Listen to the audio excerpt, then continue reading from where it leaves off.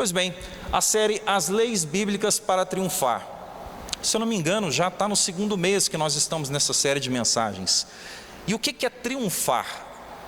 Triunfar, no conceito bíblico, não é só uma questão de prosperidade. Triunfar, no conceito bíblico, não é só uma questão de sucesso, mas também é uma questão de superação. Triunfar é uma questão da gente estar saindo de um ponto e a gente está indo até esse outro ponto, alcançando algum êxito, seja ele em qual área for. Porque o triunfo bíblico, ele envolve todas as áreas de nossas vidas. A gente às vezes tem esse hábito de falar de sucesso lá fora só em grana, mas é isso também, mas existe uma vastidão de coisa, muita coisa. A nossa vida emocional, o nosso matrimônio, a nossa família, tudo isso, se a gente hoje enfrenta alguma dificuldade e a gente está caminhando, buscando a orientação de Deus para que a gente alcance melhorias, tudo isso, ao alcançarmos, é um triunfo. E hoje, o tema que nós estaremos abordando é aceitação, valor e competência. Esse título, isoladamente, talvez nos faz pensar, poxa, mas como é que é, né? Como é que vai ser a colocação disso dentro da nossa vida, dentro da palavra de Deus? Pois eu quero convidar primeiramente vocês a abrirem suas Bíblias no Evangelho de Lucas, capítulo 12, a partir do versículo 24. Evangelho de Lucas, capítulo 12, a partir do versículo 24. Você pode usar seu smartphone, a própria Bíblia em livro, não tem problema nenhum. O importante é acompanharmos. Lucas capítulo 12, a partir do versículo 24. Todos acharam? Amém? Glória a Deus. Então vamos lá, acompanhe a leitura comigo. Observem os corvos, que não semeiam, não colhem, não têm despensa nem celeiros. Contudo, Deus os sustenta. Vocês valem muito mais do que as aves. Quem de vocês, por mais que se preocupe, pode acrescentar um côvado ao curso da sua vida? Um côvado é uma unidade de medida egípcia, que é como se fosse daqui até aqui. Se a gente não pode acrescentar nem isso aqui na nossa vida, quanto mais o restante. Observem como crescem os lírios do campo. Eles não trabalham, nem fiam. Eu, porém, afirmo a vocês que nem Salomão, em toda a sua glória, se vestiu como qualquer deles. Ora, se Deus veste assim a erva que hoje está no campo e amanhã é lançada no forno, muito mais fará por vocês, homens de pequena fé. Somente até aqui, meus irmãos. Eu quero convidá-los a curvarem as suas cabeças e fecharem seus olhos.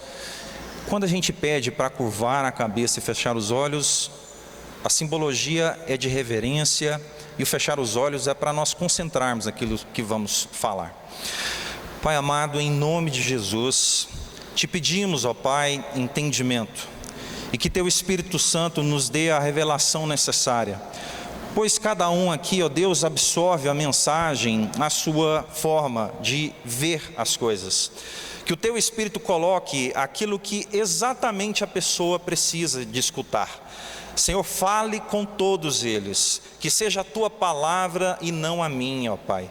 Que o Teu Espírito Santo dê o entendimento mental e quebrante o coração de toda resistência do que poderá ser dito. Que o Senhor, ó Deus, nos abençoe nesta noite, em nome de Jesus. Amém e amém. Meus irmãos, eu queria falar primeiramente dos traumas. Para quem está nos visitando, e às vezes não tem o hábito do formato do nosso culto, a gente sempre tem uma introdução e depois a gente tem uma aplicação. Então, trauma, a origem da palavra trauma, ela significa ferida, ou então sequelas. E tratando-se de traumas emocionais, portanto, então são sequelas, são feridas que estão na nossa mente e no nosso coração. Esses traumas, eles nos causam insegurança, medo, por exemplo. São medos e insegurança que nos paralisam, e isso prejudica a nossa vida profissional, relacional, tudo isso. E nossos traumas, eles advêm principalmente no período da infância, até os 7 anos. Mas engana-se quem acredita que o trauma, ele é só focado em sua grande parte na infância, porque ele vai durante todo o período da nossa vida. Quando se fala que um adulto, ele não traumatiza por nada, isso é uma inverdade, traumatiza sim. E o interessante é que os traumas emocionais, eles são feitos principalmente por pessoas que amamos. A gente tem traumas por morte de algum conhecido, um acidente que às vezes, infelizmente, a gente tenha vivido, mas os traumas emocionais, em sua maioria, às vezes acontecem dentro da nossa casa, com as pessoas que nós amamos, pais, mães, filhos, irmãos, tios, avós, alguma liderança ao qual a gente tem respeito. E isso pode nos causar algum tipo de consequência, e aí cada um tem uma reação a isso, trazendo, como eu disse, inseguranças, medos, e essas coisas atrasam a nossa vida de alguma maneira. Atrasam.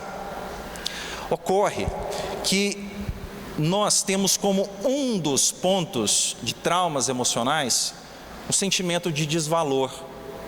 É você não se sentir valorizado. Quando a gente não se sente valorizado, a gente tem sentimentos de ansiedade, de incapacidade, de inferioridade. E aí a gente acredita que aquela vozinha que vem lá do inconsciente fala assim: não, você não serve para isso, ou você não é capaz disso. Essa vozinha lá vai falando alto, vai falando cada vez mais alto e vai te paralisando. E aí você vai acreditando que você não tem esse valor. Você vai caindo na sua própria mentira, que os seus traumas, aquilo que te machucou, vai criando inconscientemente para você. Essas pessoas, elas não conseguem nem sonhar direito. Conseguem sonhar, mas elas conseguem sonhar de maneira limitada. Elas têm um sonho, mas elas talvez não conseguem nem planejar, porque elas já acreditam que não vão alcançar.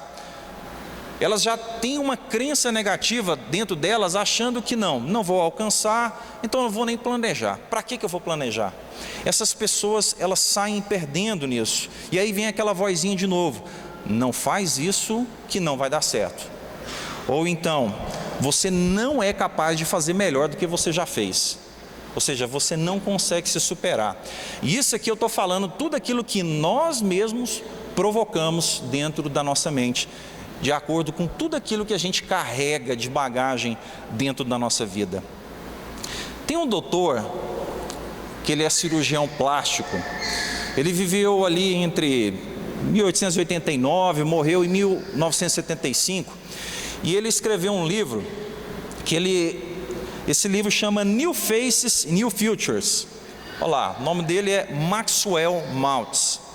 Ele escreveu um livro com esse nome, Rosto Novo, Futuro Novo, onde ele pegou uma coletânea de relatos dos pacientes dele sobre as cirurgias plásticas que ele fez no rosto dessas pessoas.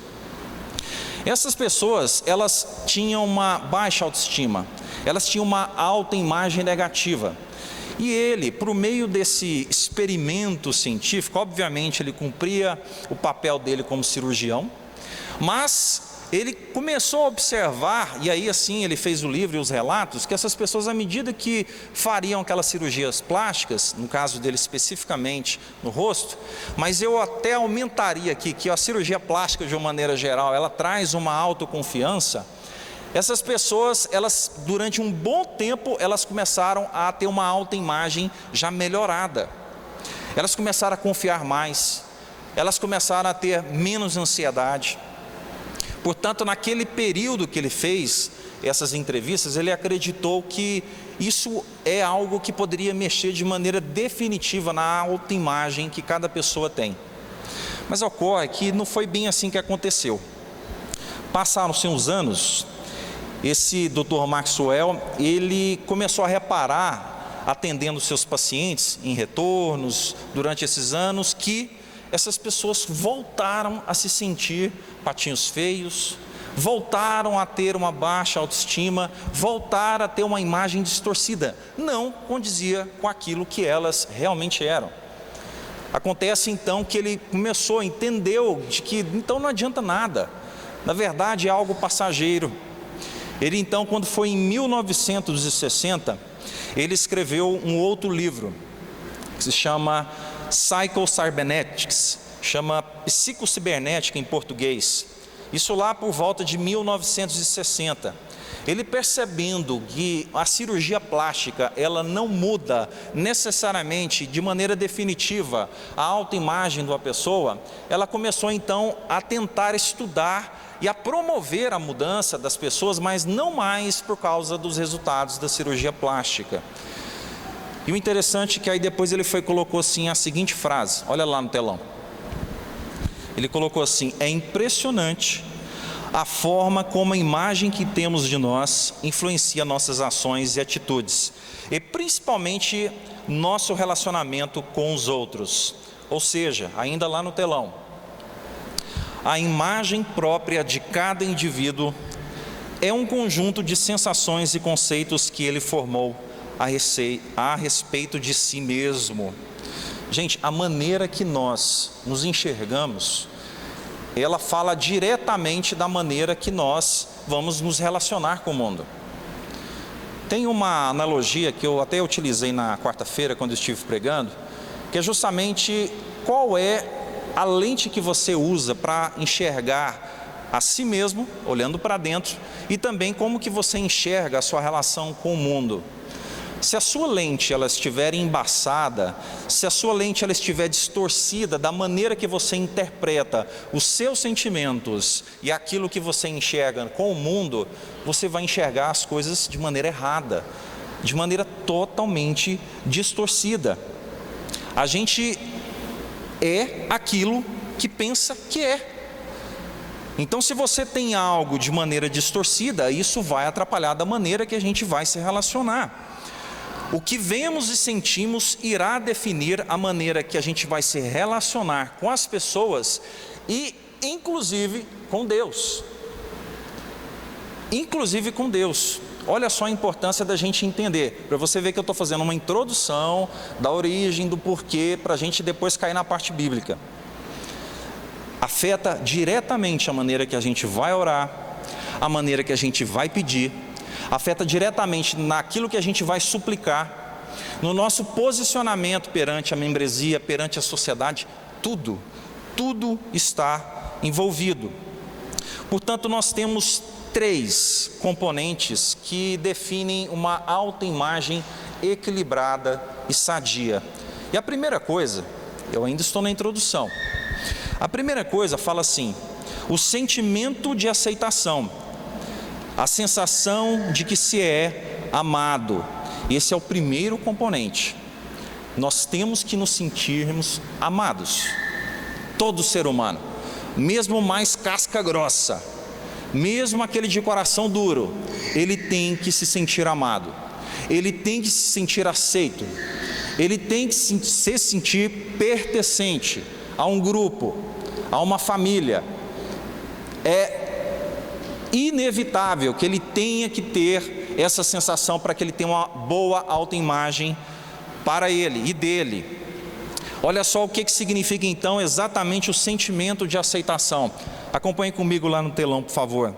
É simplesmente o fato de nos sentirmos queridos, aceitos, amados, apreciados, cuidados. Eu pessoalmente acredito que essa sensação ela se inicia antes de nascermos. E aqui eu quero te explicar um pouquinho, rapidamente.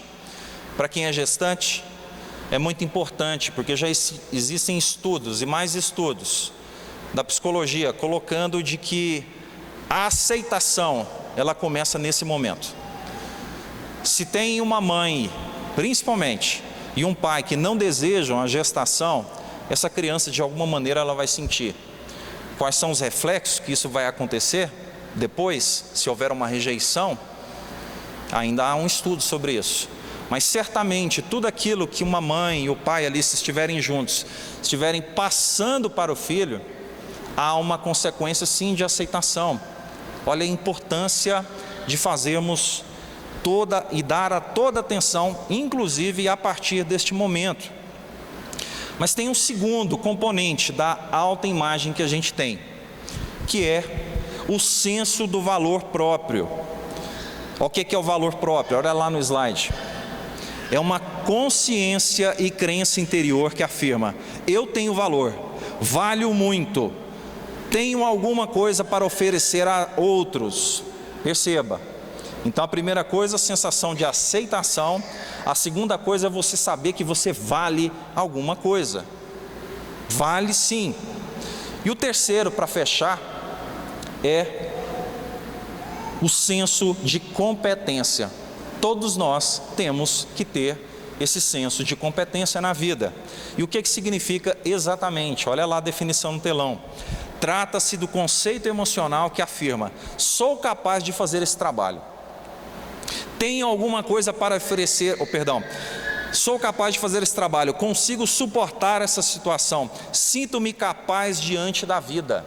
Todo mundo tem que estar apto e se sentir fortalecido para enfrentar os desafios da vida. Sejam eles familiares, desde o momento em que a gente escolhe ser pai e mãe, eu não estou preparado.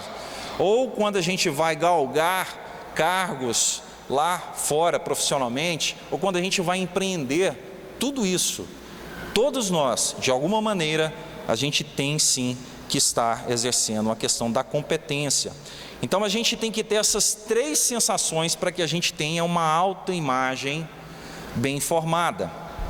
Repetindo então, aceitação, valor e competência. Eu expliquei agora para vocês o porquê, o motivo, do nosso tema. É isso que representa. Aí agora a questão é o seguinte, a gente já vai partir para a parte bíblica. Como curar uma autoimagem negativa? É justamente esse é o ponto que a gente vai começar a discorrer agora. Até o momento eu só fiz a introdução, explicando alguns porquês. E agora a gente vai ter uma aplicação bíblica disso daí. A gente tem que entender, meus irmãos, que o nosso senso de valor próprio, ele tem que partir de Deus. Ele não pode partir dos reflexos do nosso passado, dos nossos traumas. Porque se a gente fosse basear naquilo que a gente viveu no nosso passado, a gente tende, sim, é uma característica nossa, a buscar sempre aquilo que não deu certo, aquilo que foi ruim. Então o nosso desafio, que a gente começa a partir de agora, nesta noite, é justamente buscarmos nos direcionar às questões de Deus, a partir do que Deus diz de você, aquilo que Deus diz de mim, e não dos nossos pensamentos negativos, e não dos nossos passados, da parte ruim deles. A gente tem que partir do que Deus diz. A cura dessa enfermidade, ela depende de uma decisão da nossa parte. A gente tem que tomar uma decisão. Meus irmãos, tudo na vida, vamos dizer com exceção da atuação do Espírito Santo, que Ele age da maneira que Ele quiser, no momento que Ele quiser. Ademais, é tudo uma questão de decisão. Se a gente não tomar uma decisão na vida, pouca coisa vai acontecer. Então a gente tem que tomar a decisão. A gente tem que tomar a decisão de fazer e deixar de dar ouvidos às mentiras, às distorções, às depreciações, às mágoas do passado que mantém a gente às vezes aprisionado a um determinado sentimento. Isso se torna uma âncora na nossa vida, não deixa a gente evoluir. Ou a gente tem essa opção de ficar ancorado nesse passado cheio de trauma, ou a gente vai buscar as coisas de Deus, buscando o valor que Ele fala, de acordo com a sua palavra. A gente tem essas duas opções. E eu te convido, meu irmão, a partir da explanação que eu vou fazer de 5 pontos, justamente a entender que a gente deve dar ouvido às coisas que o Senhor nos diz, e não do que as pessoas nos dizem. Não aquilo que o passado ruim tenta aflorar na nossa mente, não é isso. Então a primeira coisa que eu tenho para dizer para vocês é o seguinte: temos que parar de menosprezar ou depreciar a nós mesmos e aos outros. Meus irmãos, inicialmente eu vou falar quando é conosco e quando é com os outros. Quando a gente se menospreza e quando a gente menospreza ao próximo, isso para Deus, isso significa que a gente está reclamando do projeto dele. O projeto dele somos nós. Ele é o Criador, ele decidiu criar. E quando a gente se menospreza, coloca abaixo daquilo que ele verdadeiramente queria que a gente vivesse, a gente está menosprezando esse projeto dele. E quando a gente menospreza o projeto dele, consequentemente a gente está também menosprezando o projetista, que é Deus. Perceba que uma coisa está interligada. A nossa autoimagem, quando a gente menospreza a nós mesmos, acreditando que não temos o devido valor, aquilo que devemos realmente colher aqui, que Ele nos disse para colhermos, isso quer dizer que a gente está duvidando daquilo que Ele tem para nós, duvidando inclusive do quão grande Ele é na nossa vida.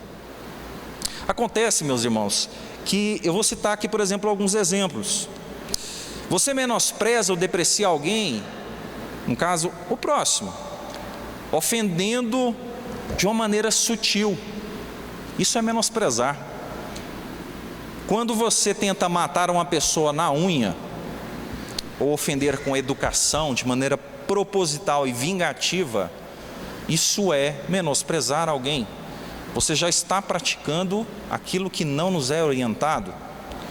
Quando a gente trata uma pessoa de maneira agressiva, grosseira, respondendo de maneira áspera, quando você ignora uma pessoa, aqui eu estou falando de maldade mesmo.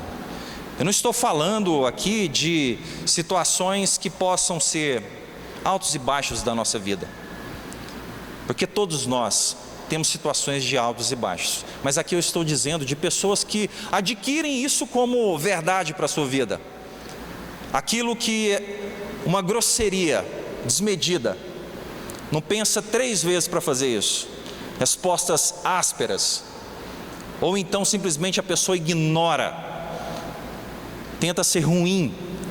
Estou falando uma pessoa que tenta praticar o menosprezo, diminuir a pessoa por essas ações de maldade. Ou então essas pessoas, elas só focam nos defeitos das outras. As pessoas às vezes rotulam o outro, e rotulando o outro do tipo, essa pessoa aí não tem salvação, isso aí é um burro. Não, que a pessoa é burra. Ou então, essa pessoa aí não tem a menor chance de nada. Isso aí é um rótulo. Isso é um rótulo. Mas se você se menospreza, aí é assim mesmo. E se deprecia, quando você olha para aquilo que ainda não é ou não tem, e se faz menos por isso. Você não alcançou aquilo que tanto almeja, você ainda não é aquilo que você deseja ser, e você se menospreza por isso. Você se coloca abaixo das pessoas. Às vezes até a sua linguagem corporal, ela vai dizer aquilo que você está sentindo, quando você está perto de outras pessoas, entre aspas, bem-sucedidas. O que te faz menor? Porque uma pessoa tem uma condição financeira, mas você é filho de Deus, você tem inteligência, Deus vai permitir a você naquele momento, amém, mas se Deus permitir que amanhã você esteja melhor também, tudo é graças a Ele. Então, qual é a maneira que a gente se posiciona? A gente se menospreza neste sentido? Às vezes a pessoa, ela reconhece um determinado erro, ela reconhece um determinado defeito, a pessoa se arrepende, ela tenta corrigi-lo, buscando ao Senhor, mas ela ainda insiste em se definir pelo erro. Ela reconhece, se arrepende, busca o Senhor, mas existe um menosprezo que acaba virando um vitimismo, e a pessoa acaba auto-se rotulando. Ela cria algo para si mesmo, se definindo. Você se menospreza quando você se define pelas derrotas e frustrações que você viveu. Olha, a Bíblia ela é repleta de histórias, de personagens. Se você caçar na internet também tem muitas histórias de pessoas que tiveram que perder várias e várias e várias vezes até que alcançasse algum resultado. Alguns eram enormes, outros nem tanto, mas não deixam de ser sucessos, histórias de sucessos pessoais. Então essas pessoas, elas se marcam pelas derrotas e pelas frustrações. E aquilo que eu falei para vocês, a âncora. Elas se baseiam naquilo que deu errado e falam assim, não, isso não é para mim, não vai dar certo. Nunca mais vou empreender, nunca mais vou prestar um concurso público, nunca mais vou estudar para tentar uma promoção, nunca mais vou tentar vender porque aquele cliente foi grosso comigo. Não, a gente não se define por essas más experiências. É justamente isso que eu estou dizendo para vocês aqui, não nos menosprezarmos por isso. Um exemplo forte da atitude correta de lidar com essa situação foi o que Jesus fez com Pedro. Olha só o versículo lá no telão. Depois de terem comido, perguntou Jesus a Simão Pedro: Simão, filho de João, ama-me mais do que estes outros? Ele respondeu: sim, Senhor, tu sabes que te amo. Aí continua no outro versículo: apacente os meus cordeiros. Meus irmãos, para quem não conhece, os apóstolos eram pessoas cheias de defeitos. A gente tem, às vezes, um hábito de olhar para os apóstolos só depois que eles começaram a caminhar com Cristo e começaram a se arrepender, a rever os seus conceitos. Mas Pedro, especificamente, Pedro era impulsivo, Pedro era interesseiro, Pedro era soberbo, Pedro era inconstante. Isso antes de conhecer e mudar genuinamente o seu coração. Esse era Pedro. E mesmo assim, Jesus deu um voto de confiança para ele. Jesus deu um voto de amor para ele.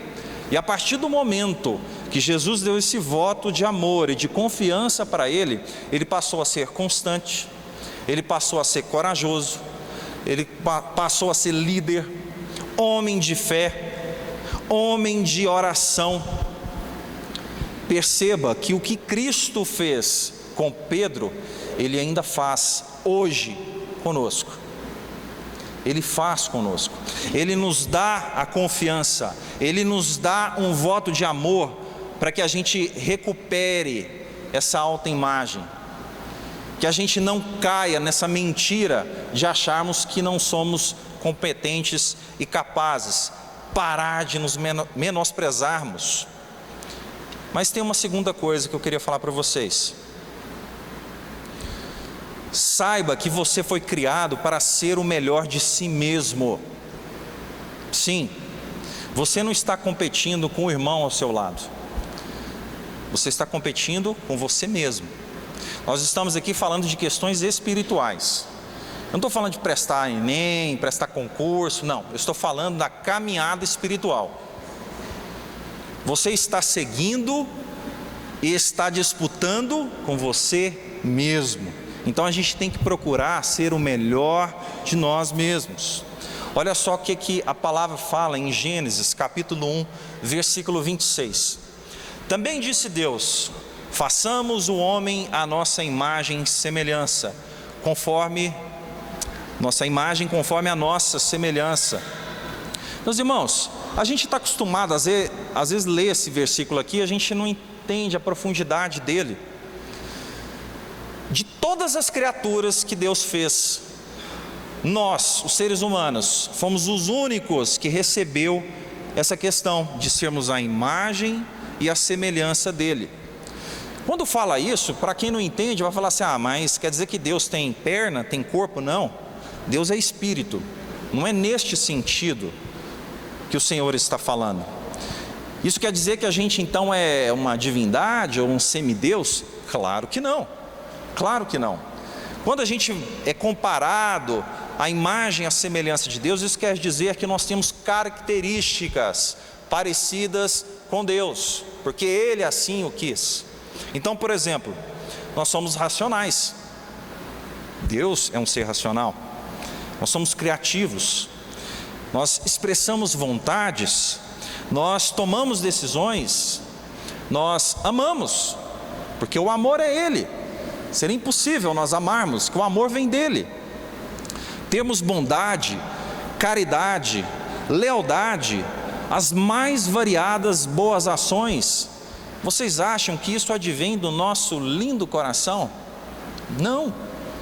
Isso advém porque fomos feitos à imagem, à semelhança de Deus.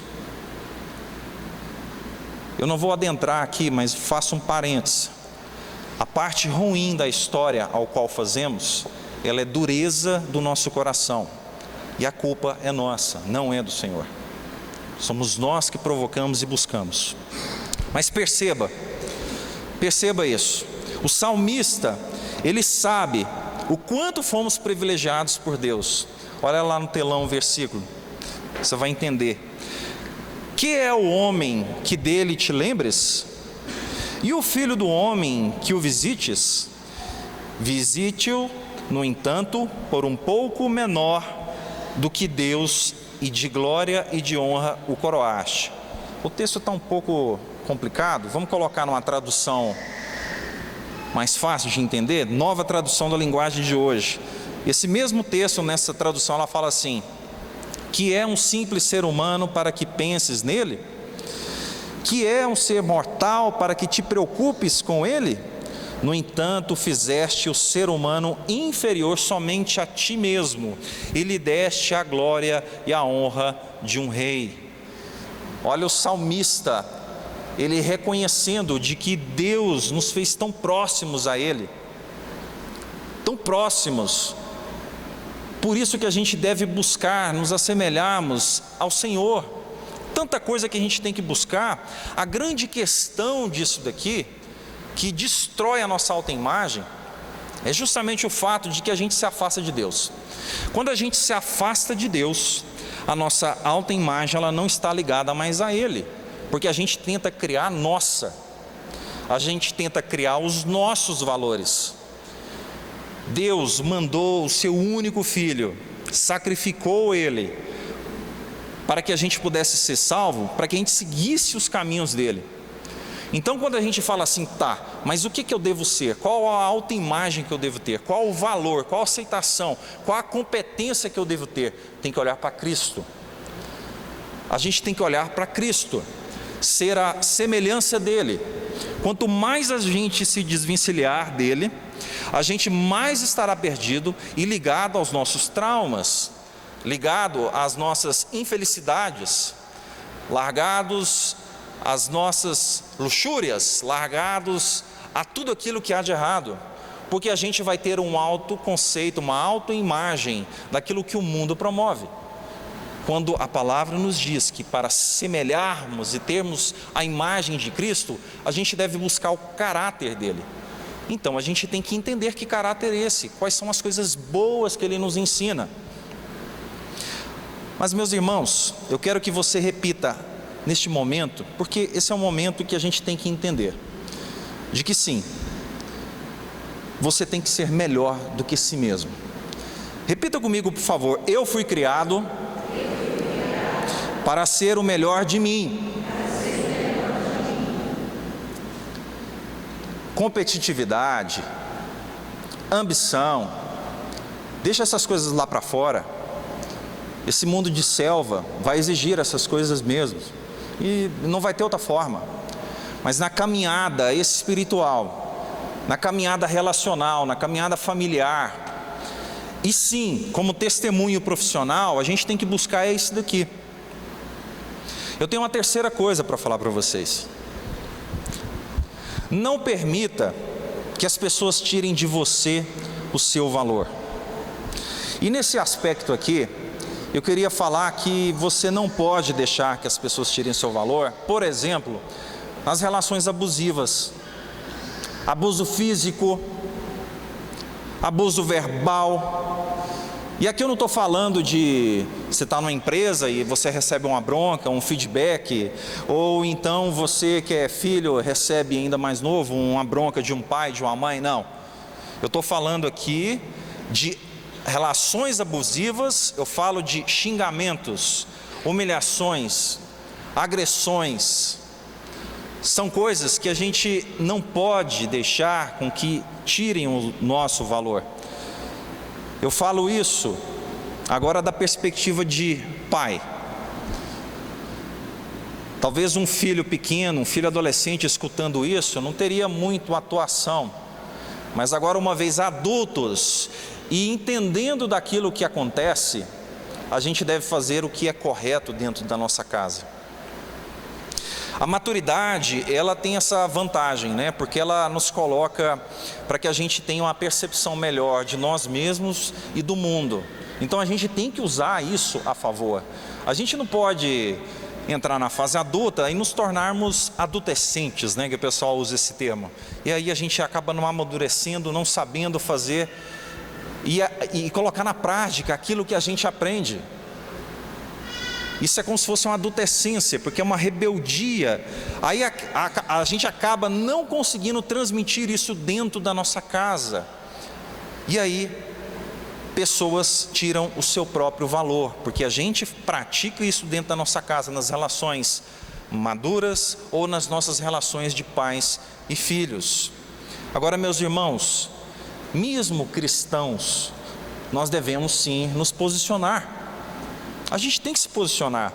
A gente não pode deixar com que tirem o nosso valor. Mas calma, daqui a pouquinho eu vou falar da maneira que a Bíblia nos fala, nos ensina a respeito disso. Mas a gente tem que se posicionar. O cristão, ele tem que aprender a falar não. Ele tem que ser firme. O cristão, ele tem que saber dar limites. Essa imagem de que o cristão ele pode carregar tudo, bate em mim, não é bem assim. Interessante que a passagem bíblica que fala que Cristo nos ensina a darmos a outra face, aqui eu quero esclarecer.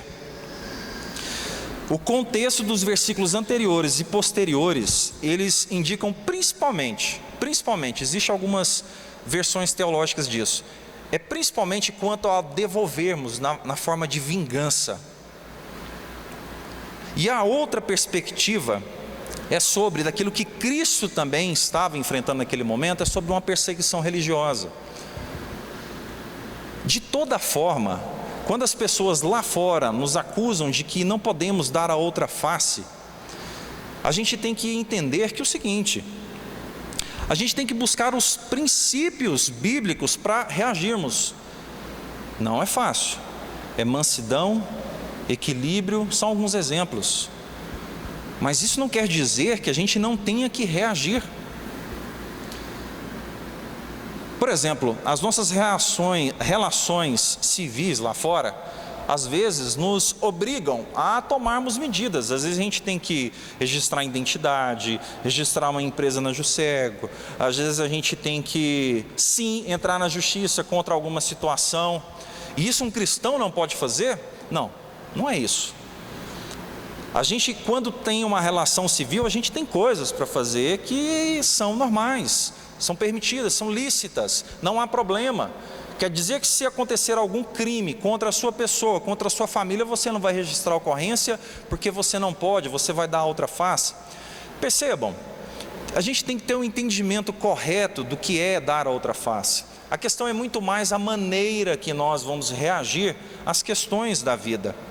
Então a gente tem que tomar cuidado com tudo isso, para que a gente não tire o nosso valor, e o valor de outras pessoas. Jesus deixou bem claro isso, a questão do nosso valor. Olha só o que ele disse no Evangelho de Lucas, capítulo 12, versículo 27. Observai os lírios, eles não fiam, não tecem. Eu contudo vos afirmo que nem Salomão, em toda a sua glória, se vestiu como qualquer deles. Olha só tanto que a singeleza, e tanto que Deus, Ele consegue mostrar o tanto de cuidado que a gente tem a partir dele. quando ele fala que tudo aquilo que a gente conhece está sendo cuidado por Ele. Cada fio de cabelo que você tem, Deus sabe exatamente quantos são. Quanto mais os lírios do campo que florescem são bonitos, imagine se Deus não irá cuidar de você, não irá valorizar você. Aí Jesus continua no versículo 28. Ora, se Deus veste assim a erva que hoje está no campo e amanhã lançada no forno, quanto mais tratando-se de vós, homens de pequena fé. Você tem valor, meu irmão? Você tem valor. Fica parecendo que nós temos os nossos irmãos pentecostais e às vezes a gente se refreia a usar expressões que são bíblicas. Você tem valor. Jesus valorizou a você e a mim para que a gente estivesse aqui entendendo essa mensagem. Receba isso, amém? Receba. Deus cuida das nossas necessidades, quanto ao vestir, quanto ao comer, quanto às nossas carências emocionais. Deus sabe. Deus cuida exatamente daquilo que nos falta. Deus cuida das nossas necessidades, todas elas. Desejos, Ele pode permitir ou não, mas necessidades são todas. Ele cuida da gente. Eu quero que você repita comigo de novo. Eu tenho valor para Cristo. Repita, por favor. Eu tenho valor para Cristo. Meu irmão, você tem valor para Cristo. Você tem que sair desta noite com seu coração avivado, cheio do Espírito Santo, sabendo que Deus te ama, de que você tem valor. Não são cargos, não são quantias, não são amores, nada isso te compra. É o amor e o sangue do Cordeiro. Você tem valor, meu irmão. A quarta questão que eu quero falar para você: cuide de você, valorize você e os outros farão o mesmo. Comece pensando o seguinte: Deus te conhece e me conhece pelo nome. Pelo nome.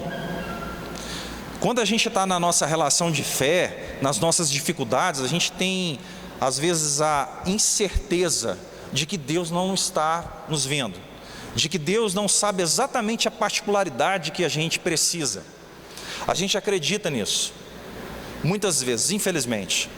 A gente acredita que, poxa, se Deus tem tanta coisa para cuidar, Ele vai olhar essa pequena coisa que eu estou pedindo, precisando. Pois, meu irmão, Ele vai. Ele olha. Ele sabe exatamente o seu nome, o seu. Ele sabe o seu nome. Ele sabe o seu nome. Olha só o que a palavra de Deus fala. Profeta Isaías, capítulo 49, versículo 1. O Senhor me chamou desde o meu nascimento, desde o ventre de minha mãe fez menção do meu nome. Olha só.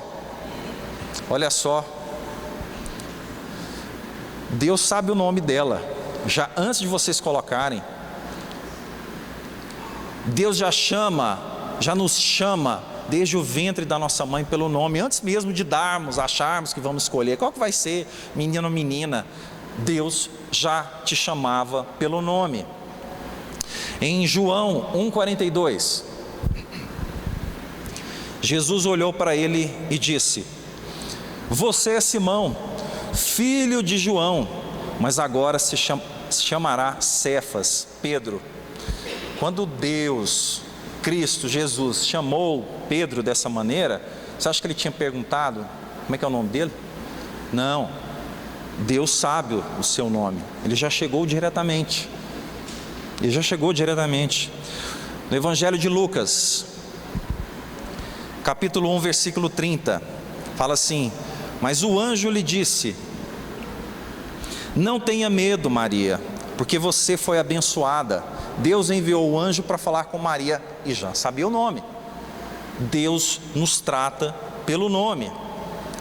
Então a gente tem que cuidar de nós mesmos, nós temos que nos valorizar para que as outras pessoas nos valorizem, porque a certeza de que Deus já faz isso, ela tem que estar no nosso coração. E eu te pergunto, o que você tem feito por você mesmo? Eu vou citar alguns exemplos aqui que talvez para alguns falem, pô, mas vai estar falando isso aqui na igreja? Pois é, meu irmão, eu queria te falar que a Bíblia, ela nos separa em 3 partes: corpo, alma e espírito. E em todas elas, Deus nos orienta de que devemos cuidar, separadamente, de maneira integrada, todas elas. Então eu te pergunto aqui, meu irmão, você está cuidando da sua saúde? Aqui eu não estou falando de aspecto físico, não. Como é que você vai se cuidar e se valorizar se você não está cuidando da sua saúde? E aqui eu não estou falando só de academia, de halteres, de coisa estética, não. Eu estou falando de saúde. Você está cuidando da sua saúde? Você está fazendo check-up regularmente, fazendo os exames, olhando seus índices, as suas taxas, exames preventivos? Deus nos orienta a cuidarmos do templo do Espírito Santo, que é o nosso corpo. Nós devemos fazer isso. Valorize-se. Interessante que o IBGE, a expectativa de vida para esse ano de 2019, falou que mulher tem expectativa de vida de 80 anos e homem de 73. Ah, não é novidade, não. É verdade, não é novidade. Inclusive as estatísticas mundiais baseiam-se nessa diferença também. Mulheres vivem mais do que homens. Aí eu fui dar uma pesquisada ali para aquilo que a gente já sabe, e aí falaram que tem uma questão genética, tem uma questão hormonal, mas sem sombra de dúvidas, é falta de cuidado mesmo. A gente tem resistência de ir para o médico, a gente tem resistência de começar a se cuidar. A gente só começa, homens, olhem para mim por favor, a gente só tem o hábito de querer nos cuidarmos quando a coisa já está pifando. A gente não faz exame preventivo, a gente tem preconceito, a gente acha e não confia naquilo que o médico está falando. Tudo bem, vai em outro, confronta a informação, mas busque cuidar-se. Você cuida também da sua alma. A alma, nosso cérebro, nossos sentimentos, nossa inteligência. Você cuida disso, você cuida do seu intelecto, você se valoriza nesse aspecto também. Gente, eu estou falando da autoimagem. Ah, você está falando de questões aqui seculares. Deus nos ensinou para cuidarmos dessas questões também. Ele permitiu que essas coisas existissem para que a gente se cuidasse. Então eu te pergunto, como é que está o seu intelecto? Você se distrai, costuma ler bons livros que eu falo na sua opinião mesmo. Escutar boa música, independente do ritmo, aquilo que você pode relaxar ou ser edificado. Interessante que quando a gente fala de intelecto, de alma, a gente tem que falar de descanso. Você anda descansando ou você é um viciado em trabalho? Meu amigo, porque se você é viciado em trabalho, seu corpo vai pifar uma hora. E se continuar viciado em trabalho, vai pifar de novo. E com o passar dos anos, a coisa vai piorando. Você descansa? Meu irmão, olha para mim, você dorme? Você consegue dormir? Ah, não, eu só consigo dormir 4, 5, 6 horas. Tá, acompanhe isso com o médico, já está fora do habitual. O médico tem que falar para você que tá, tudo bem, para o seu organismo isso está funcionando. Não é achismo, não. A gente tem que buscar, isso é se valorizar, isso é cuidar da nossa autoimagem. Caso você enfrente alguma coisa, por exemplo, depressão, síndrome de ansiedade, transtornos quaisquer, que muitas das vezes está acima das suas forças, não há problema nenhum. E isso é um tabu, às vezes, em algumas igrejas, mas aqui não é. Procure um profissional, procure um psicólogo, procure um psicanalista, procure um pastor, terapeuta, mas procure um psiquiatra, e se ele passar uma medicação, qual o problema? Ah, isso é do demônio. Tem não, meu irmão.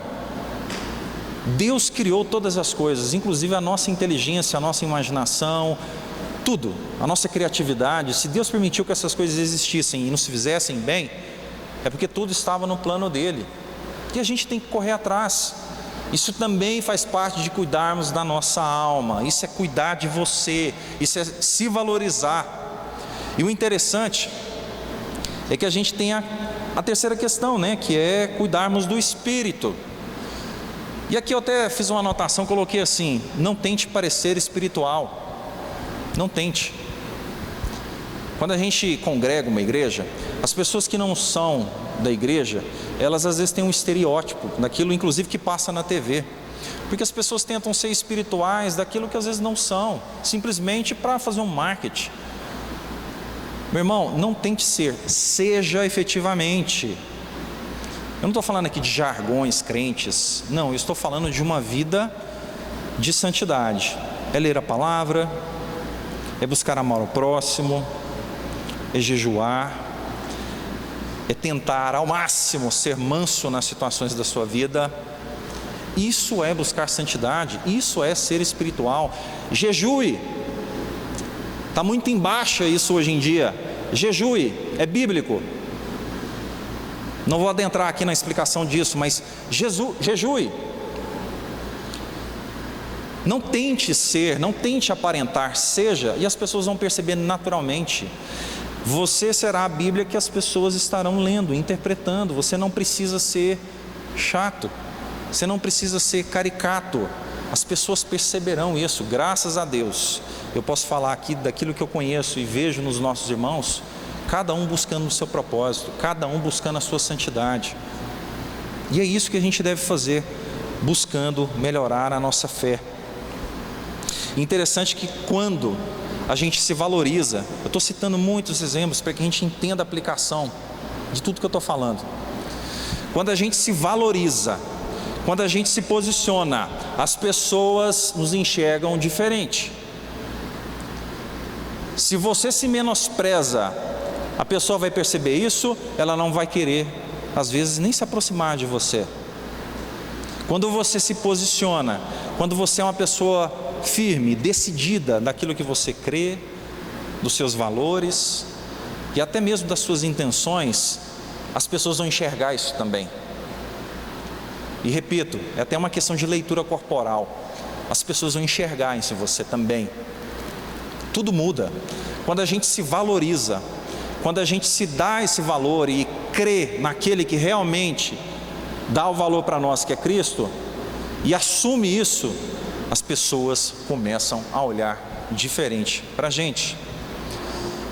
Quinta e última coisa, antes de concluirmos: faça sempre o melhor e seja conhecido por isso. Faça sempre o melhor nos seus relacionamentos. Colossenses capítulo 3, versículos 18 e 19. Esposas, que cada uma de vocês se sujeite a seu próprio marido, como convém no Senhor.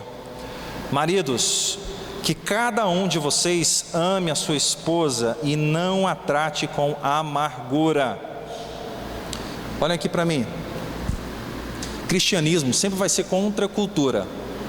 Sempre será contra a cultura. Não terá essa coisa do politicamente correto, do feminismo. Dentro da igreja de Cristo, isso não existe. Existe a palavra de Deus. E este é um versículo que não pode deixar de ser dito. A grande questão, e aqui eu quero adentrar, é que há um distanciamento da prática disso, principalmente de nós homens, aos casados. Às vezes as pessoas interpretam isso achando que então, se eu tenho autoridade, eu tenho que ser carrasco. Sim, sim, não, não. Tem nada disso. Não tem nada disso. Isso quer dizer que só aproveitou um trecho, tirou do contexto e aproveitou para si.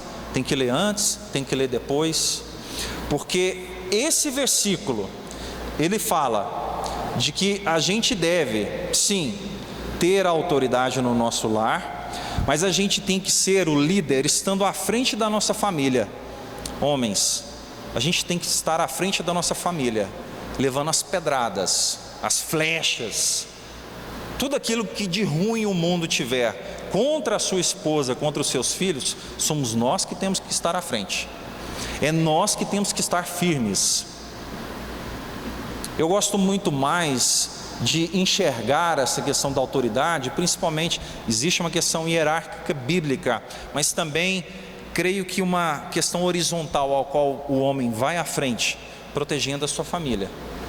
E um homem que faz isso com respeito e dignidade, amando a sua família, e aí está o ponto que as pessoas não gostam de falar, porque para o homem ter essa questão da mulher, essa sujeição da mulher, meu amigo, o homem ele já tem que ter feito muita coisa, ter amado essa mulher, ter tratado essa mulher com dignidade, ter tratado essa mulher com carinho, dar atenção, honrar essa mulher, para automaticamente, voluntariamente, essa mulher se sujeitar à liderança do homem.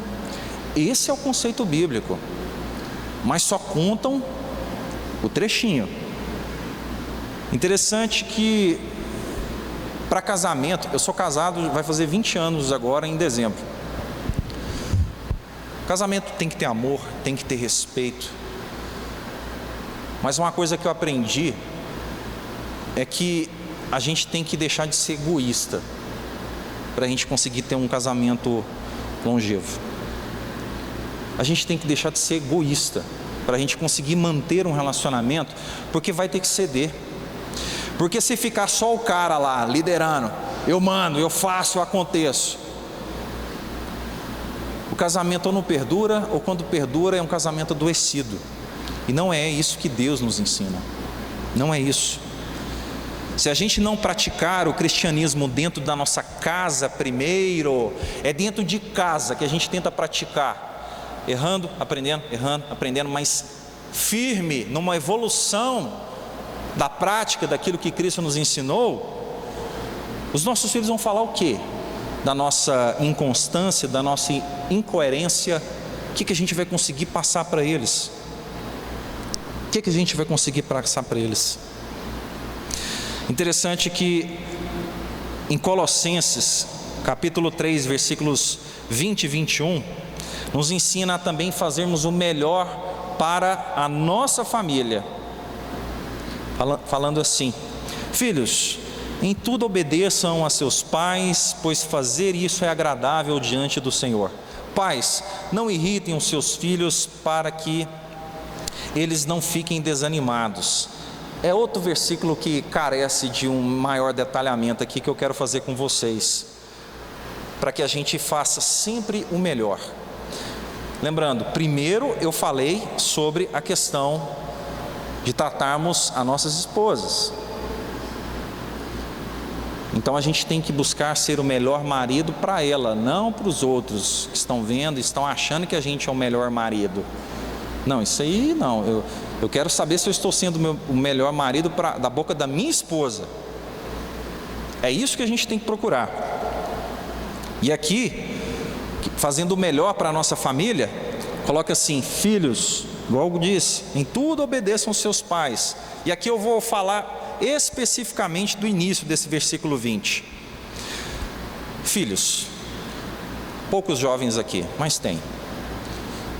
A palavra de Deus fala assim, de que devemos honrar os nossos pais e que a promessa que nós temos quanto a isso é uma vida longa aqui na terra.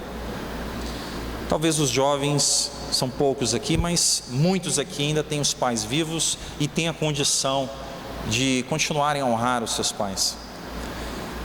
Tudo bem que a infância, atribuir e requerer isso da criança é algo impensável, não faz sentido pela questão de maturidade, de posição. A adolescência é uma área de transição complicada, de transgressão, de conflitos, de tentar se localizar. Então, ora a coisa vai, ora a coisa não vai, e cabe a nós, pais, insistirmos para que a gente trate os nossos filhos da maneira correta. Mas, em se tratando de honrar pai e mãe, sim, fala para que os filhos obedeçam os seus pais.